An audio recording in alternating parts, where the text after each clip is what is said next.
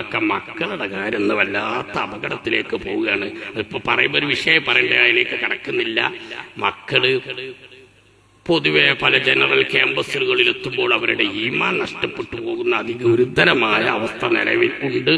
അവരുടെ ഈമാന് നഷ്ടപ്പെട്ട് കുഫറിലേക്ക് പോകുന്ന, ബിദ്അത്തിലേക്ക് പോകുന്ന, കടുത്ത ഫിസ്കിലേക്ക് പോകുന്ന വളരെ ദയനീയമായ രംഗം നമ്മുടെ നാടുകളിലൊക്കെ ഉണ്ട്. ഉപ്പമാരെ ശ്രദ്ധിക്കുക, ഉമ്മമാരെ ശ്രദ്ധിക്കുക. മക്കളിങ്ങനെ അധികം ഒന്ന് എന്താ പറയാ, പുതിയ തലമുറക്ക് പലപ്പോഴും ഇവിടുത്തെ അവസ്ഥ എന്നല്ല, മൊത്തത്തിൽ ഇങ്ങനെ ഉപ്പാർക്കുമാർക്കും ഒരു വിഷമമുള്ള അവസ്ഥയിലേക്ക് മാറുക. അതിന്റെ ഒരു കാരണക്കാർ ഉപ്പിമ്മ തന്നെയാണ്. നിങ്ങൾ എന്നോട് ദേഷ്യം പിടിക്കരുത്, എല്ലാവർക്കും പോകാൻ സമ്മതിക്കണം. എന്നാലും മക്കള് തലമുറകളിൽ നിന്ന് നമ്മൾ ഉദ്ദേശിച്ച അവസ്ഥയിൽ നിന്ന് തെറ്റിപ്പോകുന്നതിന്റെ, ഉമ്മാർക്കൊരു ഇടങ്ങറുണ്ടാകുന്ന കോലത്തിൽ എത്തുന്നതിന്റെ ഒരു കാരണം ഉപ്പി തന്നെയാണ്. കാരണം ഞാൻ നേരത്തെ പറഞ്ഞല്ലോ, അള്ളാഹിനോട് ഇഷ്ടമുണ്ടെങ്കിൽ ദീനിന് മുൻഗണന നൽകണം. ഇപ്പൊ ഈ ഒരു ഇവിടുത്തെ മദ്രസയുടെ രീതി എനിക്കറിയൂല. ഞങ്ങളുടെ ഭാഗത്തൊക്കെ പലപ്പോഴും ഇപ്പൊ മദ്രസയിൽ 5ാം ക്ലാസ് കഴിഞ്ഞ കുട്ടിക്ക് പിന്നെ ഇനി മദ്രസയ്ക്ക് വരാനില്ല. കാരണം ഉമ്മിപ്പും കൂടി തീരുമാനിച്ചു പോകാൻ സ്കൂൾ ട്യൂഷൻ ഉണ്ട്, 7 മണിക്ക് തുടങ്ങും. അതുകൊണ്ട് മദ്രസ അത്രക്ക മതി, ആവശ്യത്തിനായില്ലേ. 5ാം ക്ലാസ് മദ്രസയിൽ നിന്ന് പാസ്സായപ്പോഴേക്കും 7ാം ക്ലാസ് മദ്രസയിൽ നിന്ന് കുട്ടി പാസ്സായപ്പോത്തിന് ഉമ്മയും ബാപ്പയും കൂടി ഇരുന്ന് പറയുന്ന വർത്താനം, മദ്രസ കുറച്ചൊക്കെ ആയല്ലോ, ആവശ്യത്തിനൊക്കെ ആയല്ലോ. ഇനിയിപ്പോ സ്കൂൾ ഒരുപാട് അവിടെ ഉണ്ട്, ഇവിടെ ഉണ്ട്, പ്രോഡക്റ്റ് ഉണ്ട്, ഉണ്ട്, സുബൈ സ്കെച്ചാ തുടങ്ങി. ഏത് ട്യൂഷൻ, പിന്നെ അസന്ദേശം പിന്നെയും ട്യൂഷനാ. സ്കൂള് പഠിക്കരുത് എന്നൊന്നല്ല, സ്കൂള് പഠിക്കണം. ദുനിയാവിൽ ജീവിക്കാൻ ആവശ്യമായ ഏത് വിജ്ഞാനവും പഠിക്കുന്നതിന് ഇസ്ലാം പ്രോത്സാഹിപ്പിച്ചിട്ടേ ഉള്ളൂ.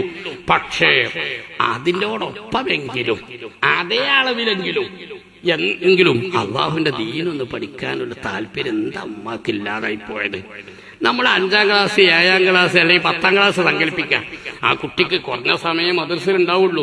എന്നാലും നേരം വെളുത്തിന്റെ ശേഷം ആ കുട്ടി ഒരു അരമണിക്കൂറെങ്കിലും അള്ളാന്റെ ഖുർആനൊന്ന് കേട്ടോട്ടെ, ഒരു കാല റസൂലുള്ളാഹി കേട്ടോട്ടെ, ആ കുട്ടി മുത്തുനബി പഠിപ്പിച്ച എന്തെങ്കിലും ഒരു പാഠം കേട്ടോട്ടെ. നിങ്ങൾ 7ാം ക്ലാസ് പാസ്സായതോടുകൂടി കുട്ടിനെ നിർത്തിയിട്ട് ഇനി സ്കൂൾ മതി, മദ്രസ ആവശ്യത്തിന് അയക്കണമെന്ന് കരുതിയാൽ ഇനി ആ കുട്ടിക്ക് കാല റസൂലുള്ളാഹി എന്ന് കേൾക്കുന്ന അവസരം എത്ര ഉണ്ടാകും? ഇനി ആ കുട്ടിക്ക് മുത്തുനബിയുടെ പാഠം എത്രത്തോളം കിട്ടും? പണ്ടൊക്കെ വയസ്സുള്ളവർക്ക് അറിയാം, അന്ന് നമ്മൾ പള്ളിയായിട്ട് ബന്ധപ്പെട്ടിരുന്നു. പഴയ കാലത്ത് സാധാരണക്കാർ പലരും ഉസ്താദുമാരായിട്ടും പള്ളി ദർസ് ഉപയോഗപ്പെടുത്തിയല്ല. ഇനി നമ്മളെ മക്കൾ എത്ര ആളുണ്ടാവും അതിന്? എന്നിട്ട് ഉമ്മയും ബാപ്പിയും തീരുമാനിച്ചത് എന്താ, 7ാം ക്ലാസ് മദ്രസ, ആ മദ്രസ അത്യാവശ്യത്തിനൊക്കെ ആയി, ഇനി പോൻക്ക് സ്കൂള് കുറെ എഴുതാണ്ട്, അത്ര കൊണ്ട് മദ്രസ നിർത്തിക്കാളിയും. ഞാൻ തീർത്തു പറയുന്നു, അങ്ങനെ മദ്രസ 5 കഴിഞ്ഞപ്പോത്തിന് 7ാം ക്ലാസ് ആയപ്പോത്തിന് അത്രക്ക മതി എന്നൊക്കെ മദ്രസ നിർത്തിയിട്ട് നിങ്ങൾ ഭൗതികത്തിന് മുൻഗണന നൽകുകയാണെങ്കിൽ ആ കുട്ടി നിങ്ങൾക്ക് വേദനയായി മാറും, ആ കുട്ടി നിങ്ങൾക്ക് സങ്കടമായി മാറും. ദുനിയാവിൽ തന്നെ ചിലപ്പോൾ അനുഭവിക്കും, ഇല്ലെങ്കിൽ ആഖിറത്തിൽ. ഞാൻ പേടിപ്പിക്കാൻ വേണ്ടി പറയല്ല. ലാ ഇലാഹ ഇല്ലല്ലാഹ് മുഹമ്മദ് റസൂൽ നിങ്ങൾക്ക് വിശ്വാസം ഉണ്ടെങ്കിൽ, എനിക്ക് വിശ്വാസമുണ്ടെങ്കിൽ നമ്മുടെ മക്കൾക്ക് ഭൗതിക വിദ്യാഭ്യാസമൊക്കെ കൊടുക്കും. അതിന്റെ കൂടെ ആ മക്കൾക്ക് അള്ളാഹുവിന്റെ ദീനും കൂടി കേൾക്കാനും പഠിക്കാനും ഉള്ള സൗകര്യങ്ങളെങ്കിലും നിലനിർത്തി കൊടുക്കുന്നിടത്ത് ഉപ്പമാരും ഉമ്മമാരും പിന്നോട്ട് പോയതാണ് വർത്തമാനകാല സാഹചര്യത്തിൽ മുസ്ലിം ഉമ്മത്തിന്റെ വളരെ വലിയ ദുരന്തങ്ങളിൽ ഒന്ന് എന്ന് ഞാൻ ഓർമ്മപ്പെടുത്തുന്നു. ഇനി SLC ഒക്കെ കഴിഞ്ഞ അല്ലെങ്കിൽ 8ാം ക്ലാസ്സിലേക്കായ മക്കളൊക്കെ നിങ്ങൾക്ക് ഉണ്ടെങ്കിൽ ദുനിയാവും ആഖിറും ഒന്നിച്ച് പഠിപ്പിക്കാനുള്ള ഒരുപാട് സൗകര്യങ്ങളുണ്ട്. താല്പര്യമുണ്ടെങ്കിൽ അതൊന്ന് ഉപയോഗപ്പെടുത്തിയാൽ നമ്മുടെ മക്കൾക്ക് കുറച്ച് അള്ളാഹുവിന്റെ ദീനിനെ കുറിച്ച് പഠിക്കാൻ സാധിക്കും. മദ്രസ വിദ്യാഭ്യാസം ബാലപാഠം മാത്രമാണ്, അതുകൊണ്ട് കൂടുതലാകൂല.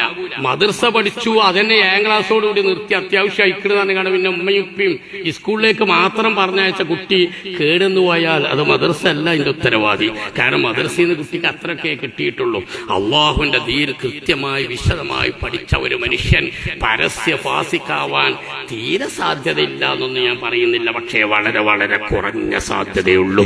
ആത്മഹത്യ ചെയ്തവരുടെ കൂട്ടത്തിൽ ദീൻ നന്നായി പഠിച്ച ആലിമീങ്ങൾ കൂടുതൽ ഉണ്ടാകൂല, പലിശയിടപാട് നടത്തുന്നവരുടെ കൂട്ടത്തിലും കൂടുതൽ ഉണ്ടാകൂല എന്നാണ് ഞാൻ മനസ്സിലാക്കുന്നത്.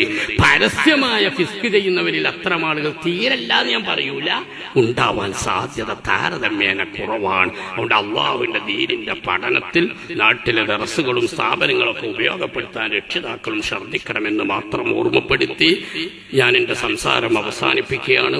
അള്ളാഹു റബ്ബുൽ ഇസ്സത്ത് നമുക്ക് ഈമാൻ ഏറ്റി തരട്ടെ. മുഅ്മിനീങ്ങളെ, നമുക്കൊരു മരണം ഉണ്ടല്ലോ, മരിച്ചല്ലോ അല്ലേ? മരിച്ചൂലേ? ഇപ്പൊ വേദനയുടെ കാര്യമില്ല. എപ്പോഴാ മരിച്ച? എപ്പോഴും മരിക്കാം, എപ്പോഴും മരിക്കാം. ദുനിയാവിൽ എന്ത് നഷ്ടപ്പെട്ടാലും വേണ്ടിയില്ല, മരിക്കുന്ന സമയത്ത് ഈമാൻ നഷ്ടപ്പെടരുത്. ഇതാവണം നമ്മുടെ ഏറ്റവും വലിയ മർമ്മം. അർഹമുർ-റഹീമായ റബ്ബ് മരണം കണക്കാക്കിയ സമയത്ത് മരിക്കുമ്പോൾ നല്ല മുഅ്മിനായി മരിക്കാനുള്ള ഭാഗ്യം തരണം.